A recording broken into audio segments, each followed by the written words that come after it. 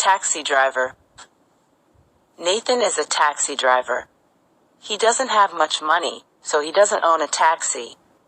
Nathan is a driver for a big taxi company. The company owns the taxis. Every day, Nathan drives a different taxi. Nathan is a very handsome man. Everyone thinks he is very good looking. Sometimes, women passengers in his taxi say, "What time do you finish work?" "We are having a party tonight. Would you like to come?" Nathan gets many invitations for dates from women, but he always says, no. Why does he say, no? Nathan says, no, because he is in love. He loves Grace. He has never spoken to Grace. He can't speak to her. Her full name is Grace Vincent Stevens. Nathan knows her name because it is on the wall next to her picture. You see, Nathan is in love with a picture of Grace. Grace's picture is in the city art gallery. Every day Nathan walks to the taxi company. He works from 6 a.m. to 3 p.m. But Nathan always arrives at work at 5 a.m. He arrives early to clean his taxi. The company has a rule. After work, all taxi drivers have to clean the taxi they drove. But many drivers don't clean them. Nathan doesn't like that. So he cleans the taxi before he starts work. When Nathan finishes work, he goes to the art gallery. He likes art, but especially, he likes the painting of Grace Vincent Stevens. He stands in front of the painting and looks at it for a long time. He knows everything about the painting. He bought a catalog from the art gallery. It has a small photograph of the picture in it. He keeps the catalog next to his bed. The woman in the picture is very beautiful and young. She is wearing a white satin dress. She has beautiful jewelry, diamonds and emeralds. She is looking out of the picture. Nathan thinks she is looking at him. Nathan dreams that she is still alive. He dreams that she is his girlfriend. It is very sad, because Grace Vincent Stevens died in 1927. Nathan knows it is crazy. He never tells anyone about his secret love. But he knows he will never love another woman. Sometimes, if he is alone in the art gallery, he talks to Grace. He thinks that sometimes she answers him. One morning, Nathan arrives at work as usual at 5 a.m. "Good morning," he says to the man in the taxi office. "Which car will I drive today?" "Good morning, Nathan," answers the man in the office. "Number 505 for you today." "I'm sorry. Eddie drove it last night. It's very dirty. That man is a pig. He never cleans his taxi." "That's okay," says Nathan. "I have time. I will clean it." Nathan cleans the outside of the taxi first. Then he starts to clean the inside. Eddie was eating in the taxi last night. On the floor next to the driver's seat there are empty cans and an empty pizza box. The back of the taxi is not so dirty, but Nathan cleans that too. Then he sees something shiny. It is on the floor next to the back seat. He picks it up. It is an earring. Nathan looks at it. He thinks, "I know this earring. I have seen this earring before. Maybe I saw a passenger wearing it." The taxi company has a rule. If a driver finds anything in the taxi, he has to give it to the man in the office. But Nathan doesn't want to give the earring to the man in the office. He wants to think about it. He puts the earring in his pocket. When Nathan finishes work, he takes the taxi back to the company. Then he takes a bus to his apartment. He makes a sandwich and a cup of coffee. He sits down at the table in his small kitchen. He takes the earring from his pocket and looks at it. "Where have I seen this earring?" he thinks. He holds the earring in his hand. He thinks for a long time. Then he remembers. He runs to his bedroom. He takes the catalog from the art gallery. He looks at the photograph of the picture of Grace Vincent Stevens. He looks at Grace's earrings. Yes, that's it. The earring in his hand is the same. Nathan goes back to the kitchen.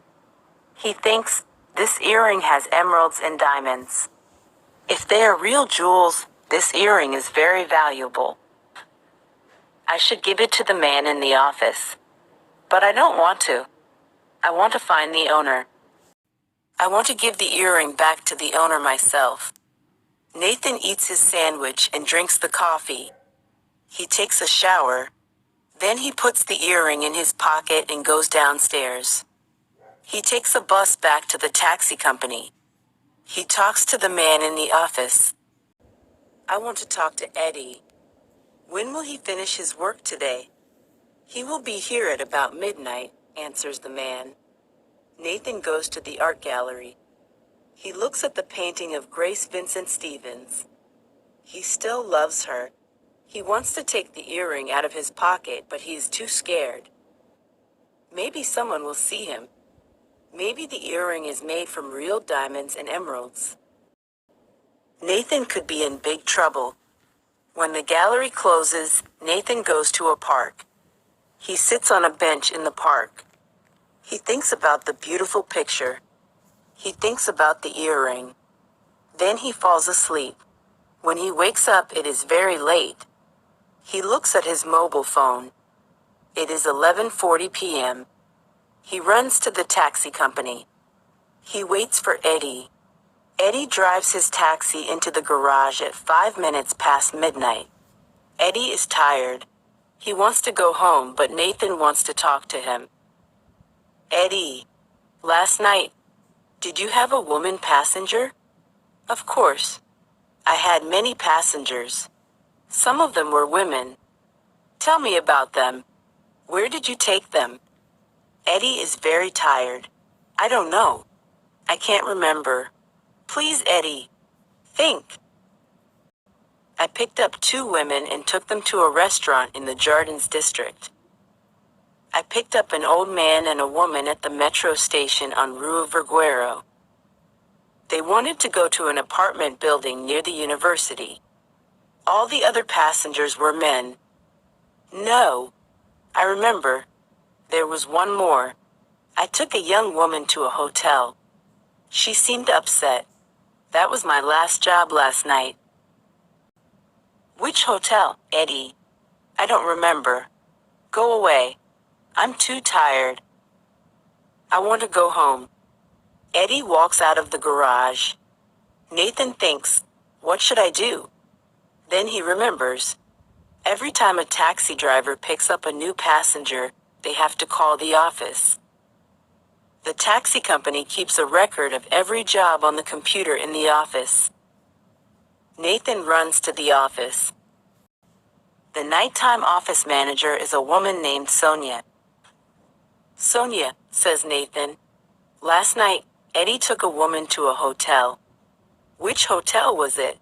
Why do you want to know? Asks Sonia. What should I say? Thinks Nathan. He can't tell Sonia about the earring. If he tells Sonia, she will say, why did you keep it? Give it to me. You know the rule. Nathan might lose his job. Nathan thinks hard, but he has no idea. Then there is a loud noise in the garage. A taxi coming in has hit a taxi going out. Sonia runs out. Nathan can hear her shouting at the drivers. Quickly, Nathan goes to the computer. I must hurry. Sonia will come back soon. He finds Eddie's last job last night. Nathan goes out of the office. It is too late to go to the hotel now. But tomorrow is Wednesday. Nathan does not work on Wednesdays. He will go to the hotel tomorrow morning. Early the next morning, Nathan is standing outside the hotel. It is a small and cheap hotel. It is for young people with no money. He thinks only poor people stay in this hotel. So this earring is made of glass and plastic. but he wants to see the owner of the earring. Nathan waits for hours.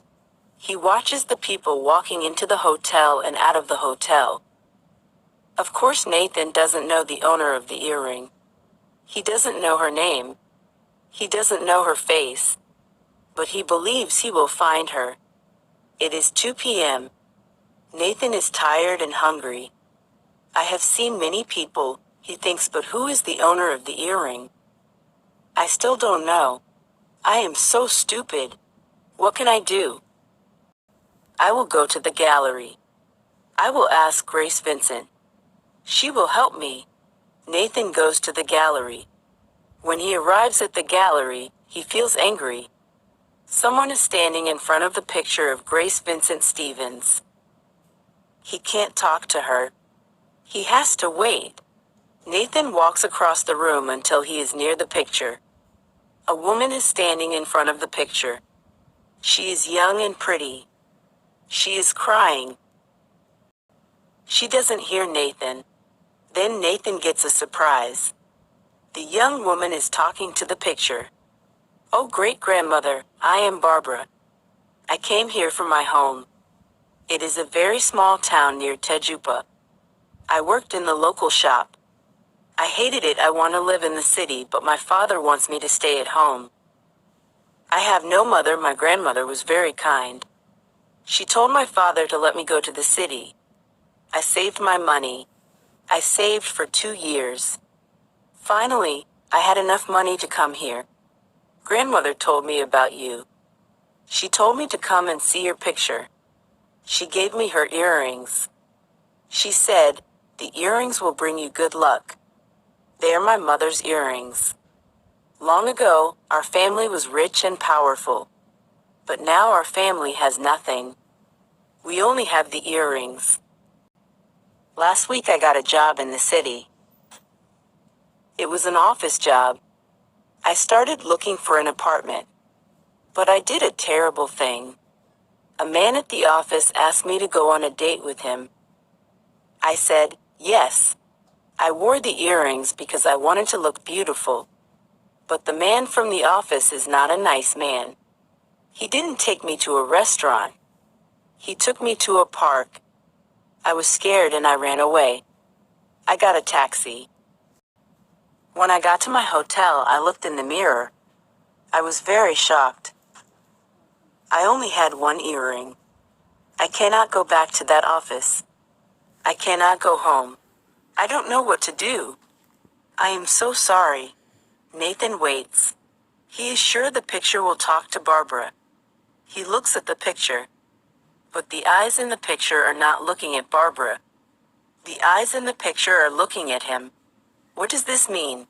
Nathan asks himself. Grace Vincent wants me to do something. But what? What does she want me to do? Nathan suddenly shouts, Grace Vincent. Tell me. What should I do? The young woman turns around. Who are you? She asks. I am Nathan. I drive a taxi. I have something for you. Nathan puts his hand in his pocket. He takes out the earring and gives it to her. Is this yours? He asks. She takes the earring and looks at it for a long time. Yes, it is. This is a miracle. Where did you find it? How did you find me? Nathan says, I like this painting. When I found the earring, I thought it looked the same as the earring in the painting. I came to check. Nathan thinks it is not a good idea to say more. If he tells Barbara the whole story, she will think he is crazy. And she is very pretty. She is more beautiful than Grace Vincent. Then Nathan says, would you like to come and have a coffee with me? Barbara smiles. Yes, I would like that. But first I have to do something. She turns back to the painting. Thank you, great-grandmother. You have helped me. I will come and see you often. Barbara and Nathan walk towards the door of the gallery. Nathan turns around to look at the painting. Barbara doesn't see him, but he waves his hand to Grace Vincent. Goodbye. and Nathan is sure that the woman in the painting smiles and waves goodbye back to him.